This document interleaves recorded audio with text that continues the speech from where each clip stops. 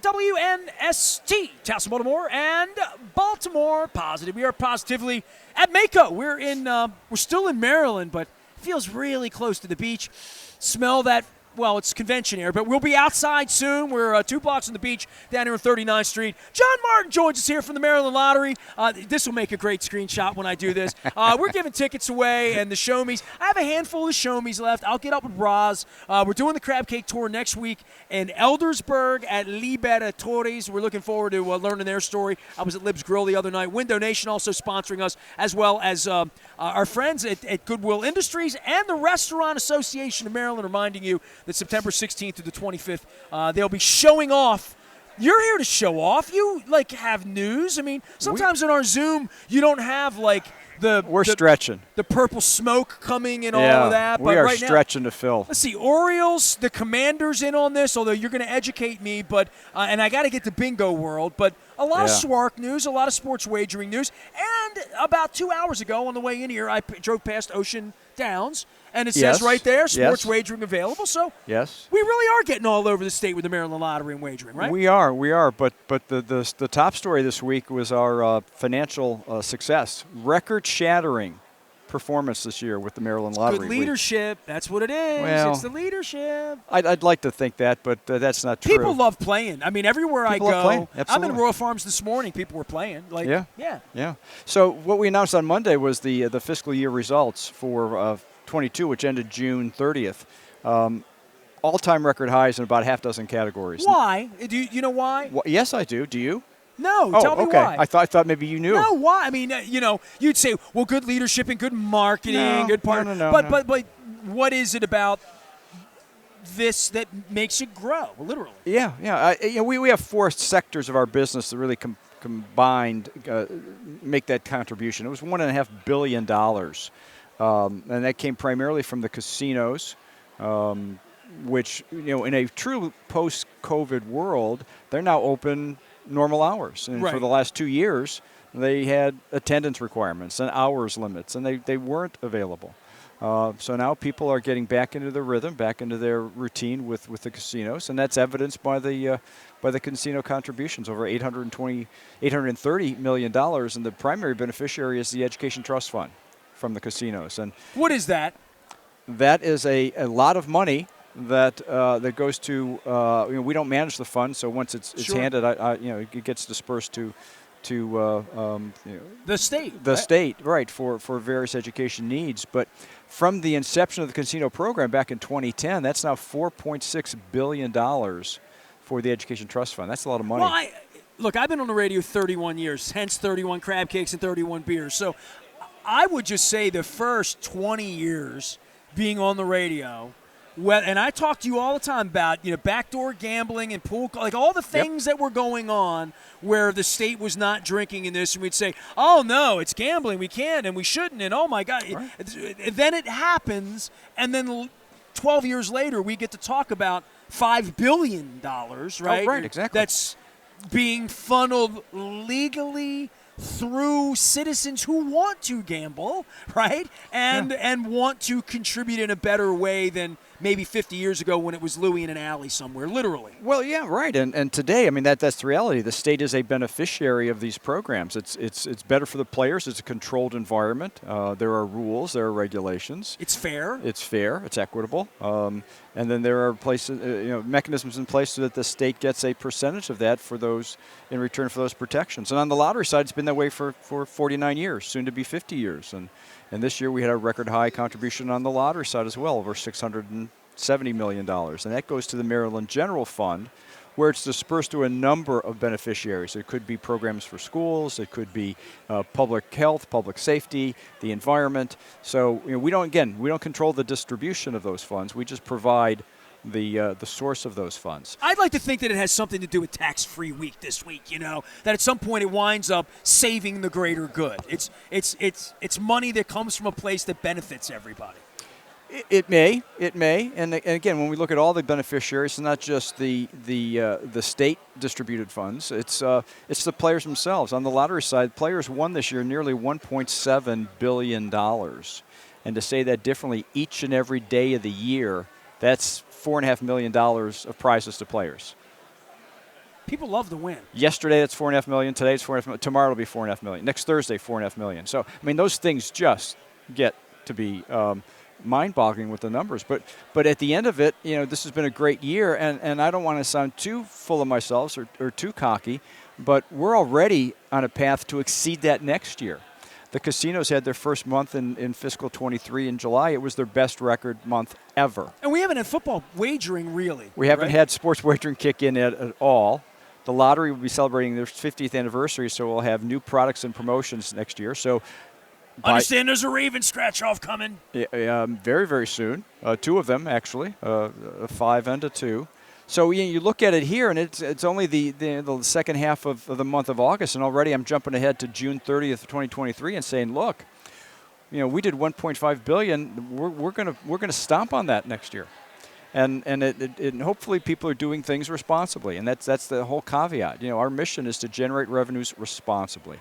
And to that extent, we put the programs in place to make that happen. John Martin is our guest. We are down at MACo. We're in Ocean City. Our tour is brought to you by the Maryland Lottery. Of course, we're going to be at Liberatore's next Wednesday. We're going to be at Rock Salt Grill in Westminster on Friday. Then on the 30th, back at Costas, where John has sat with me, and where I see the games and the gaming happen. I would say to you, when you say we're record numbers of that, I guess that shouldn't shock you when sports wagering has come online. I mean, this has been the big banana for 31 years of me being on radio. And as I've talked about a lot, in 2.5, 3 weeks, we're going to have something that we've really never had here. Week 1, NFL, live action all over the state in multiple locations. Some places still trying to get online through the season. But more than that, sports teams also getting involved in this, right? It is, and that was the whole promise getting started. When the legislation was enacted and signed last year in 2021, the whole concept was that there would be 17 named entities that had the opportunity to get the licenses initially. And a few of them jumped right into the mix. Certainly the casino properties, we knew were going to do that, and then there was a little bit of a lull. And now we're starting to see the other part of that list really come to fruition. And that includes people like out in the hinterlands. Is that a good word for Maryland? Hinterlands? Where are we talking about? Well, the riverboat on the Potomac, down right on the Potomac River. You're talking about places like Boonesboro. You're talking about places like. Whoa! I drove through Boonesboro 5 days ago. I took the low road. It didn't take you 5 days, did it? No, it took me 5 minutes. Oh. I took the low road out of Frederick. Yes. Did it involve beer? Asking my wife. It probably involved a brewery. We went low through Boonesboro and Middletown on the way out to Hagerstown. Mayor of Hagerstown's right around the corner. Emily Keller had her on the program. We had a Crumpy's Donut. We've gone off through, but I know where Boonesboro is now. Well, now you can go to the Jockey Bar and Grill soon. Not yet, but they were awarded a license by SWARC last week, along with the Maryland Stadium Sub, which is the licensee at FedEx Field, that will be partnering with. See, now hold on. This was reported as the Commanders getting. It's not really the Commanders, right? Well, it's a partnership. I'm teasing you, but yes, certainly for the rank and file, the folks here, they're thinking it's the Commanders, and Dan Snyder is in fact the holder of the license. But basically, in the legislation, it is a facility, is a licensee at FedEx Field, just as it would be a licensee at M&T Bank So Stadium. there will be a parlor there, not 24, but see, when I see casinos, they're open all night, right? So you go in. How does it work? Or if you go to Greenmount Station, as an example, right? Business hours, they had horse racing on. Yeah. Will it be some sort of parlor type of thing? We don't even know. I don't know, because right now that's not the process. Right, yeah, okay. yeah. I know their partner is Fanatics. And the whole country is very anxious to see how that goes. Fanatics has been very, very vocal about getting into this space and setting up their business model to take advantage of sports wagering in other jurisdictions around the country. This will be one of their first may even be their first enterprise to do that. So everyone's optimistic that will happen sooner than later, meaning the majority of the football season. But you mentioned it a few minutes ago. People are very, very upset about we don't have sports wagering today on a mobile platform. And I am very quick to suggest to them, where were you a year ago? You had nothing a year ago. How many places have sports states have mobile? How many states have mobile? Not many. Oh, no, a lot. A lot? Yeah. Really? Okay. Yeah. I didn't think it was in the double digits yet. I remember Jersey was there kind of sort of early on. It's definitely in the double digits. Okay. Which adds to the frustration, and I get it. I'm frustrated too. We have now the 5 casinos. We have Bingo World in Anne Arundel County. Riverboat on the Potomac will come up very, very soon. We'll have a number of people that are also in the pipeline. So it could be before the end of the calendar year that we may have 8, 9, 10 brick-and-mortar locations. But the part of that story that's most appealing is from the kickoff of the college and pro season, we will have at least 6 locations where you can go and place a wager. Let's go through 6 here. Maryland Live, right? We got Ocean Downs, right? I got that. Okay, hold on here. And you put me on the spot here. It's your show. No. I'm thinking Downtown Horseshoe. Okay. What am I missing? Sports wagering. You're missing Hollywood in Perryville. Hollywood, Perryville. Okay, thank you. And you're missing MGM National Harbor. See, I always think of that as D.C., even though it's Maryland. But it is. It's Maryland. I know it's Maryland. It's very Maryland. I know it is. But, like, you go to D.C. to get there kind of, sort of, for me. Well, then you can see D.C. from there. Then you've made a wrong turn. I know that. But that's okay. When I get in the car and say I'm going to MGM, I say, hey, we're going down near D.C., is what I say, you know? Yeah. We go to see Bruno Mars is what we're supposed to do. As a live audience. A PG County, they hate when I say that. See, they hate that. Yeah, they hate that. When I call see that? We're doing a real podcast here. It's okay. Yeah. That's all right. That's okay. We invite fan participation. Does it look like we're doing something? It looks like we're hanging out. A couple guys. Yeah, just guys. Yeah. He thought we were in the sports. Do you want to bring him on? Facility. So we got all 6, right? Yeah. We got all 6. That's today. But again, September 1st, we will bring in Riverboat, which will be 7. And then we have also in the pipeline, potentially some other things with some of the other off-track betting locations. And we continue to work, even though the SWARC is laboring with some of their approval process. We continue to vet locations and approve and issue licenses as quickly as we can to make all of that happen. And still on the horizon is mobile wagering. It is very difficult for me to anticipate a scenario where we will get that up and running before the end of the calendar year. And I've gone on record saying we're going to do it before the end of the year.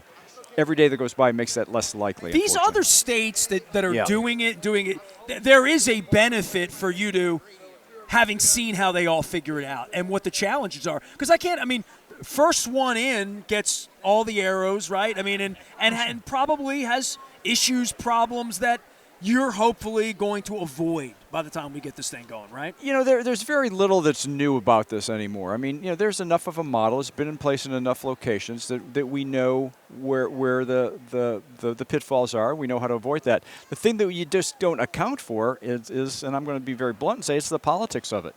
Right now, we are waiting and kind of at the I don't even know what the right word Mercy? is. Mercy? Yeah, okay, that's probably the right word.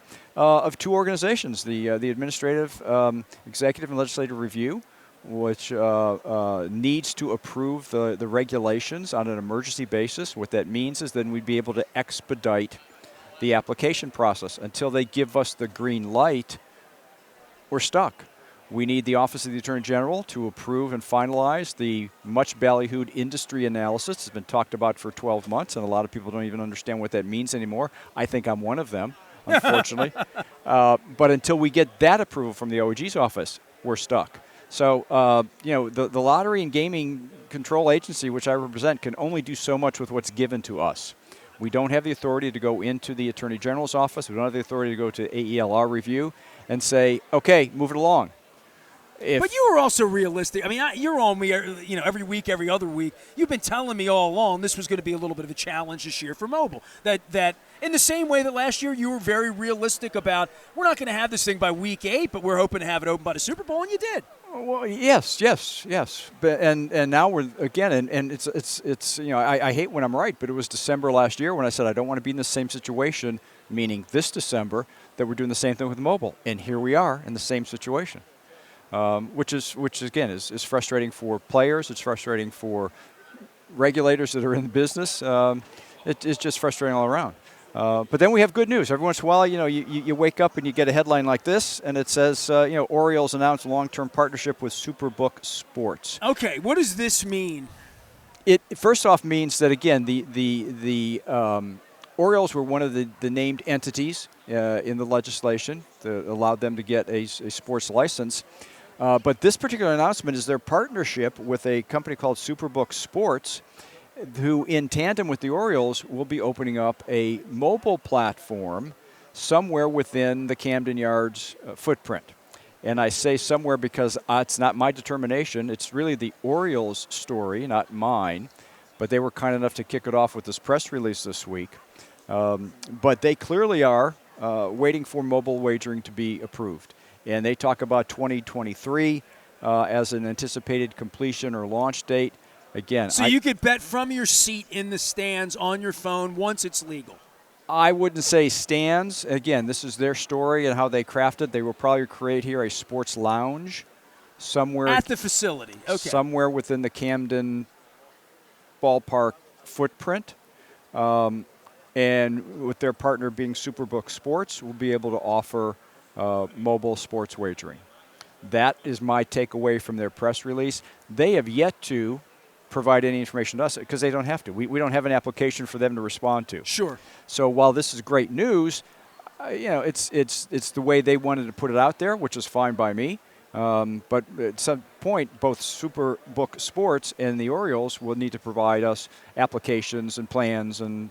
This is a next year thing in their mind, though. In their mind. And it should be in our mind, too. Okay. I mean, it's not going to happen. I mean, as great as it is, and then their timing is perfect, right? I mean, you've got a very exciting team, a team trending. Whether they make the playoffs this year or not, you got to think they're in a great position for next year. So you make announcements like this now while you're on the climb. Is this the part in the show where I compare the Orioles to the Guardians? Do you want me to do that, or do you? Yeah, do I? I don't know. I don't know. Is this the part where I say we I didn't bring my hat, but I could make a phone call and get one in. Orioles are 2 games behind the Guardians right now. That's not bad. No, but considering what you were making fun of me in April. I would never make fun of you, Nestor. Well, the Orioles were easy to make fun of in April. Now they're not. They're no joke anymore. My script is provided by Jen, and it says nowhere on here does it say. So here's what happens. If the Orioles make the playoffs, they might play the Guardians in the playoffs. You know, they could. And again, from a sports perspective, the Guardians really are focused on the Central Division title. Just trying to stay focused on what you can control. You'd be a good Oriole manager. It's like you manage things or something. An Oriole manager? No. We're just trying to control things that's in front of us. That job is in good hands. He's doing pretty good. He's doing very good. He's doing very well. And you guys have home run. They're hitting more home runs. You're giving away more money. I watched it the other night on MACo. And you know what? It's breaking news, giving away more money. Our mutual friends at ROFO had a big winner yesterday. What? The White Marsh location sold a $2 million multi-match. Which one is it? The Middle River Row? I'm trying to think of what would be White Marsh. I think it's the one there that's off of Philadelphia. Okay, Philadelphia. No, not but up north, going right off White Marsh Boulevard. White Marsh Boulevard. Okay, I know where you are. Okay. By the Nissan dealership. Got it. Okay, I know where you are. Yeah, I believe that's the location that did it. So congratulations to our partners at Royal Farms. And some lucky winner somewhere in the greater metro area, a $2 million multi-match winner last night. Well, I hope they go buy a lot of fried chicken with it. You know, they still have a couple days. Gas prices are coming down. Gas prices are coming down. They still have a couple days of Palooza, don't they? Doesn't that go to the end of the month? Palooza goes to the end of the month, and so I had a little shtick with the Royal Farms chicken, and I'm going with this. And so I was at Best of Baltimore last night in Baltimore, and the Royal Farms are there giving away some chicken strips and whatnot. And I said, why does the chicken taste better on the Eastern Shore?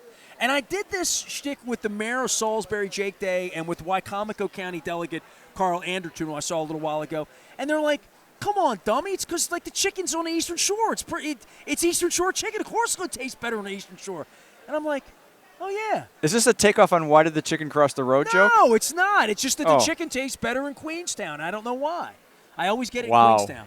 Well, I'm always hungry. I got to stretch my legs and use the bathroom, and I usually need gas. Okay, it's on the other end of the Bay Bridge. That's more information, I think, than anybody, including me, needs to know at this point. But that is interesting. Sometimes I need coffee. John Martin is here. He is the executive director. Don't forget the executive part of the Maryland Lottery and Gaming. I'm giving away the Show Me $10,000, but soon maybe some Raven scratchies, right? What do they look like? I bet they're purple. Are they purple? They have the. I'm not wearing any Ravens paraphernalia today, Neither but am I. Right here. It has the bird. It has the bird. There it is. My bird's a little messed up. Not actual size right here, but this is the real bird. This is the real bird. It will be on the ticket. And actually, we don't do enough of, I believe one of the tickets has the forward-facing bird. That's the profile bird. Oh, the kiss face is what we call it. The front bird? Yeah, is that what you call it, or is that what everybody calls it? Little known fact. Uh-oh. Back in the mid-'90s when people listened to the program. Wait, no one's listening now? They're listening now. Okay. Right now they're listening. But back in the 90s, they put the logo to a public, the Baltimore Sun. You can vote. Sure. I'm sure they stuffed ballot boxes. The week that I went away on a vacation to Jamaica, because before I was married, this is when they had the disputed flying bee. Oh, yeah. That little thing, that little problem. Right. They had to dispute it, so they had to get new logos. And David was pretty magnanimous about whatever the people think. I own it, right? So that's how the team got named Ravens when the team came here. Because David wanted to call them the Americans. He wanted to call them the Baltimore Americans after the train, an American train, B&O. Hey, we went with Edgar Allan Poe. We did okay. We good move, Baltimore. We did. Good move. But there were logos, including this one, which I thought was a crappy logo. And I think it's crappy because of the helmets. It's a reverse logo in both ways, a left and a right logo. Well, it's like for the flag. You have to, it only goes in one direction. Correct. Going forward.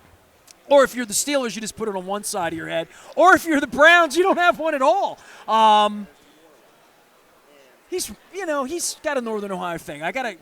How's your quarter? No, never mind. So I would say this. The week that this thing happened, there were 3 logos in the paper. The best logo by far was the KISS logo. It looks like a kiss face. Now that you say that, I can almost see Gene Simmons and the tongue and the whole thing. It looks like the 5th member of KISS, the Raven bird, right? To go along with the Starman, the Spaceman, the Demon, and the cat, right? Absolutely. So the cat and the bird, how would that go together? I love the KISS face logo of the Ravens. Yeah. And the week that the voting went on, I was not on the radio to put my thumb down on the scale. I made no weigh in on it. I went away on vacation. I came back and I'm like, how did they come up with this? That's a left bird, a right bird. I'm like, how did we screw up not having that beautiful face on the side of the helmets? So because of you, the fortunes of time have been altered. I mean, I'll be honest with you. I don't even know how that it even happened. So are you pleased or displeased that we've opted to use that? I love it. Okay. I'm just trying to find you can't even find the secondary logo when you look for it. It's a far better logo. Well, you know what? Let me do this. This is a message. Don't know one else. To Roz. Roz, get Nestor the KISS face. The KISS face, which I believe is the $2 ticket. Oh, I'm a cheapskate. That's good. We get bigger winners that way for me. Yeah. I like $2 We'll see if we can do that. All right. We'll have them at Costas on the 30th, hopefully. Are they out by the 30th, or does it start? Yeah, no. What's this week? Was it this week? Well, the marketing starts this week. I know that. Next week. No, they could be out there this week or next week. No, next week. Next Monday. Next Monday. Is that the 22nd? That's when I start the ads. Yes, good. The 22nd, coming to you. Your friends at Great Kirk Van Zandt keep me straight. Nice. Nine rooftops. They keep me straight. Nice. I'm glad. Who's keeping me straight? Ads. No one. Well, me every Thursday morning. Okay. John Martin is here. He's the executive director of the Maryland Lottery. We're down in MACo. We're in Ocean City. The Maryland Lottery sponsors our Maryland Crab Cake Tour and our brewery tour. We're going all over the state. I always say from Oakland to Ocean City. Yes. From Cambridge to Cumberland. And I can prove that I've been in all 4 this week. How about that? I like that. I'll add that into my repertoire. Are you mad that I went out of this? I was a little worried about my sponsors, that if I went into West Virginia or into Pennsylvania or into Delaware, that I'd be breaking some rules. But I felt like I needed to go to Steelers practice and scout the enemy. I needed to do that. So I went into So how did that work for you? I'll let you know. We play him twice this year. Guess Every time I get together with Tomlin, all he does is talk about how many times he's beaten us in a row since 2018. And you know why he does that? Because he won. Because he can. Because he won. Yeah. Exactly. Yeah, Maryland Lottery sponsors us along with Goodwill, our friends at Window Nation, and the Restaurant Association of Maryland. September 16th to the 25th. Get out, get a deal. Everybody be showing off. Go out and support Restaurant Week. Yes. John Martin here. We're at MACo in Ocean City. Back for more on WNST AM 1570. We never stop talking Baltimore. Positive. Stay with us.